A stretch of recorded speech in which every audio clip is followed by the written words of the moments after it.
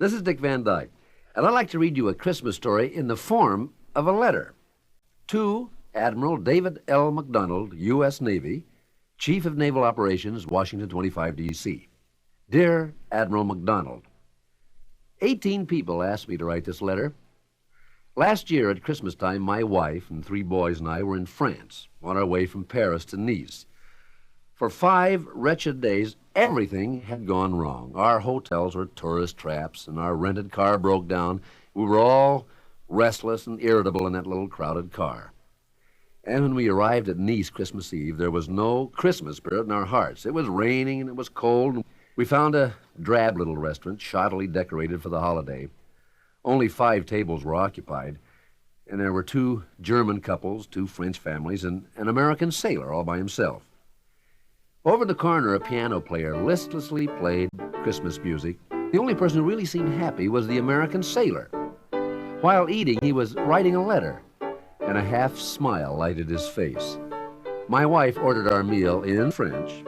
The waiter brought us the wrong thing, of course. I scolded my wife for being stupid, and the boys defended her, and I felt even worse. Then at the table with the French family on our left there, the father slapped one of his children. For some minor infraction, the poor boy began to cry.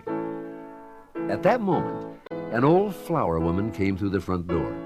She wore a dripping, tattered overcoat and shuffled in on wet, run-down shoes. She went from one table to the other.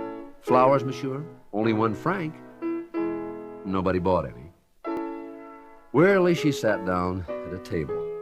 To the waiter, she said, "A bowl of soup. I haven't sold a flower all afternoon." And then to the piano player, she said hoarsely, "Can you imagine, Joseph? Soup on Christmas Eve." He pointed to his empty tipping plate. Then the young sailor got up to leave. Putting on his coat, he walked over to the flower woman. "Happy Christmas," he said, smiling.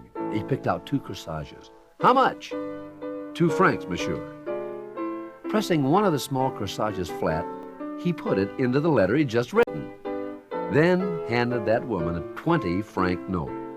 "I don't have change, monsieur," she said. I'll get some from the waiter." "No, ma'am," said the sailor. He leaned over and kissed the ancient cheek. "This is my Christmas present to you." Then he came to our table, holding the corsage in front of him. "Sir," he said to me, "may I have permission to present these flowers to your beautiful daughter?"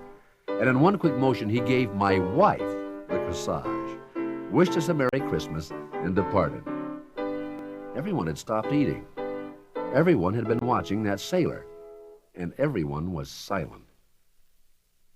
A few seconds later, Christmas exploded like a bomb. The old flower woman jumped up, waving the 20-franc note, and shouted to the piano player, "Joseph, my Christmas present, and you shall have half so you can have a feast too." And the piano player began to belt out Good King Wenceslaus, beating the keys with magic hands. My wife waved her corsage in time to the music, and she appeared 20 years younger. She began to sing, and our 3 sons joined her, bellowing with enthusiasm. "Good, good," shouted the Germans, and began singing in German, while the Frenchman beat rhythm with his fork against a bottle. The waiter embraced the flower woman, and waving their arms, they all sang in French. And a few hours earlier, 18 persons had been spending a miserable evening. It ended up being the happiest, the very best Christmas Eve of their lives. This, Admiral McDonald, is what I'm writing to you about. As the top man in the Navy, you should know about the very special gift that the United States Navy gave us.